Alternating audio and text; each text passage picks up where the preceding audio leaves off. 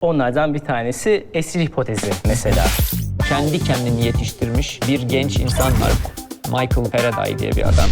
Diyor ki manyetik alan çizgileri diye bir şey var. Sonra diğer arkadaşlar diyorlar ki senin dediğin fikir saçmalık. Yani gözle görmez çizgi diye bir şey mi olur? Böyle birdenbire ortaya böyle dam diye bir şey düşüyor. Bir de uzun bir süre geçerliliğini sürdüren ama günümüzde tabii ki büyük bir yanılgı olarak bilebildiğimiz hipotezlerden, kuramlardan bahsedelim isterseniz.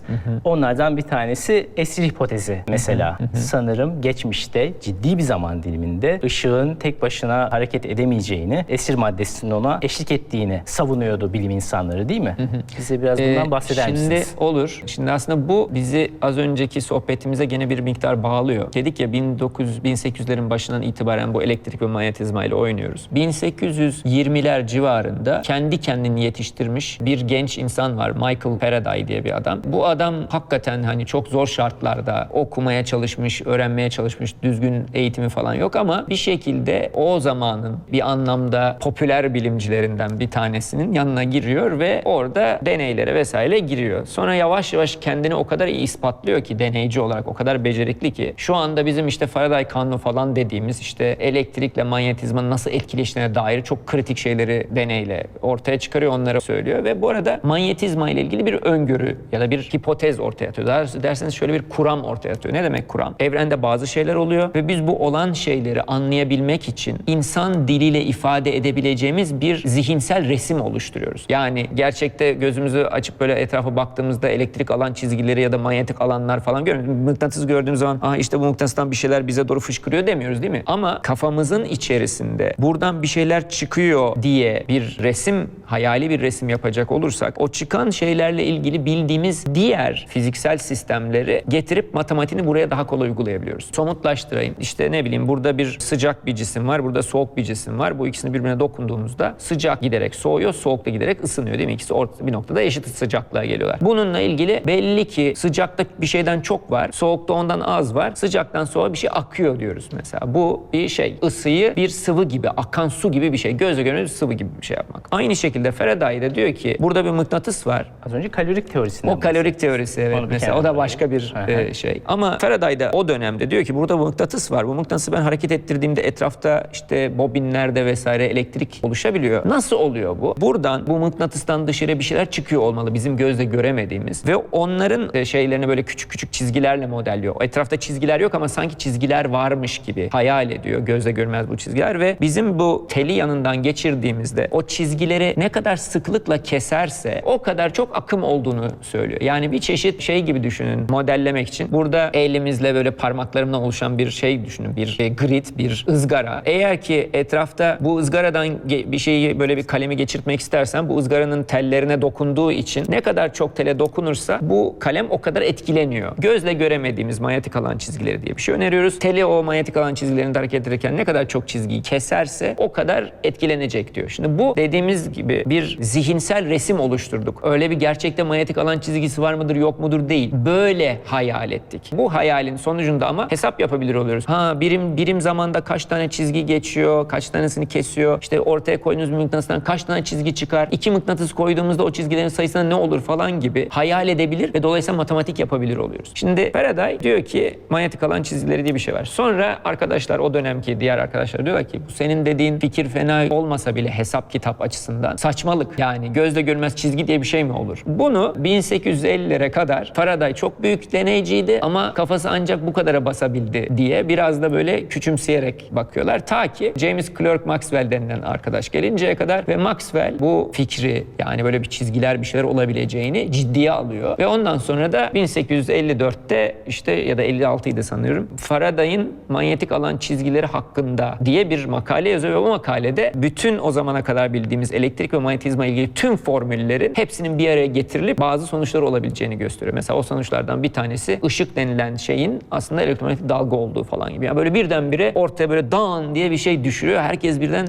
bu fikir acaba iyi gerçekliği var mıydı? O kuram, o çizgiler gerçekten olabilir mi diye tartışmaya başlıyorlar. O sırada yalnız ister istemez şu ortaya çıkıyor. Hadi diyelim burada havanın içerisinde de bu çizgiler belki havadaydı ama ama şimdi güneşten bize ışık geliyor. Gelirken nerede o çizgiler, yani neyin içinde gidiyorlar? Onun üzerine diyor ki bu o zamanki arkadaşlar, madem ki bu elektrikler falan filan çizgiler var, akabiliyor, gidebiliyor falan. Acaba bu ışık da, elektromanyetik dalga dediğimiz şeyde, bu elektrik ve manyetik alanlarda acaba gözle göremediğimiz, havayı nasıl gözle göremiyorsak, gözle göremediğimiz bir maddenin içerisindeki hareket midir? Buna esir maddesi. Buna esir maddesi diyoruz, evet. Bu arada bunun aslında hani modelle, o modelin bizi nasıl ittirdiği açısından isterseniz şöyle bir daha da somutlaştırayım size. Şimdi suda dalga, denizde dalga diye bir gözünüz önüne getirin bir dalgaları, tamam mı ona? Peki şimdi ben diyorum ki denizde dalga var ama su molekülü etrafta hiç yok. Deniz olmayan bir yerde deniz dalgası olabilir mi? Şimdi bu tuhaf bir şey. Ben mesela sese dalga diyorum. Sesi aslında niye duyabiliyoruz? Nasıl olabiliyor? Aslında hava var. Hava da aslında gerçek. Hava molekülleri hareket etmesine biz ses dalgası adını veriyoruz. Şimdi aynı şekilde dünya ile güneşin arasında ışık geliyor. Işık da bu Maxwell vesaire hesaplara göre madem elektromanyetik dalga, bu dalganın kendisinin içinde oturduğu bir suyu olması lazım. Bir sıvısı olması lazım. Aslında bir esir denizinden bahsediyoruz. Esir maddesinin olduğu bir denizden bahsediyoruz. Şimdi süremiz önce çok kısaldı. Tamam. İsterseniz bunun nasıl çürütüldüğüyle ilgili konudan da bahsedelim. O deneyden de bahsedelim. Çünkü o deneyi yapanlara sonrasında Nobel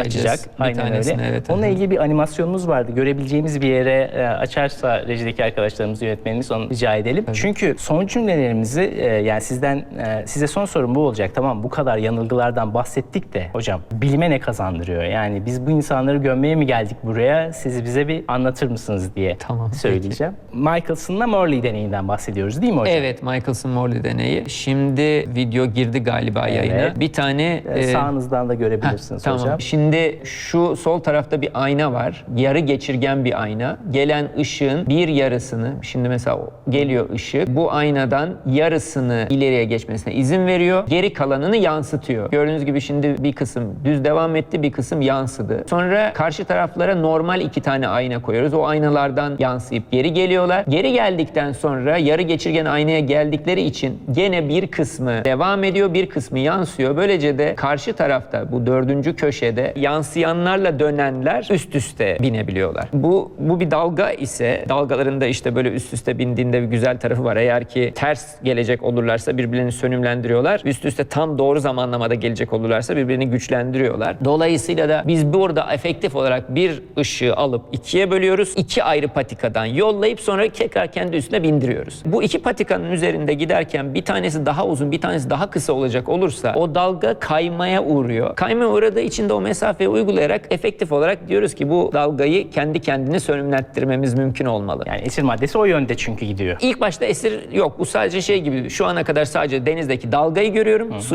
Suyun kendisini gözle göremiyorum. Çok az zamanımız kaldı. Sadece işte suları üst üste bindiriyorum. Ama deneyi yaptığımızda bu etrafta dalgayı taşıyan bir ortam varsa esir maddesi gibi, o esir maddesindeki hareket bu 2 patikadaki yolların miktarını etkilemesi lazım. Üst üste binemeyecektir o zaman. Üst üste binemeyecekler. Ama üst üste biniyor. Evet, üst üste biniyor. Dolayısıyla ispatlamak için yaptıkları deney tam tersine. Evet. Bunu rahatlıkla biz deneyeceğiz. İşte esir maddesinin içerisinde dünya ne kadar hareket ediyor onları ölçeceğiz falan diye yola çıkıyorlar ve en sonunda esir diye bir şeyin olmadığını buluyorlar. Ki bu deneyden yola çıkarak 1907'de Nobel'i alacakları da bir çalışma serisinin içerisinde Nobel'i alacak. Peki biz bu kadar yanılgılardan bahsettik hocam. Bu yanılgılar bilim dünyasına ne katıyorlar? Yani bunların varlıkları neden önemli? Ya şimdi şöyle bir şey var. Biz bilimi yanlış anlıyoruz. Bilim, bunu daha önce de söylemeye çalıştım bir sürü yerlerde ama bilim doğruya ulaşma çabası değildir. Bilim hep daha az yanlışa ulaşma çabasıdır. Dolayısıyla ilk başta bir evrenle karşı karşıyayız. O evreni anlayabilmek için elimizdeki veriler dahilinde kabaca bir modelle başlıyoruz. Diyoruz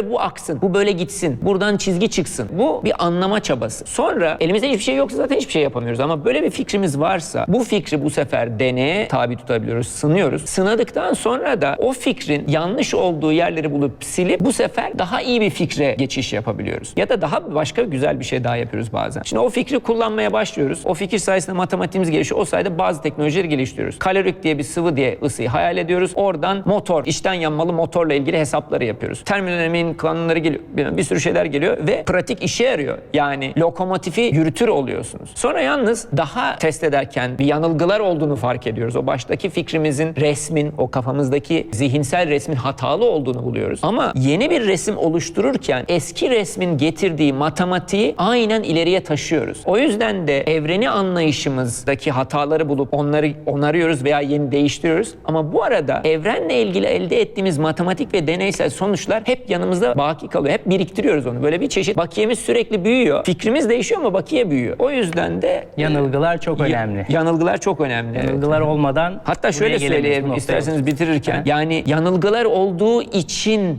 bilim ilerleyebiliyor. Bugün bana bir problem var, şunları bir araya koyduk, deney sonucu uyumsuz dediğinizde bundan mutlu oluyorum. Çünkü bu demek ki bir şeyleri tekrardan gözden geçirip daha ileriye götürmek için bir fırsat açılmış demek.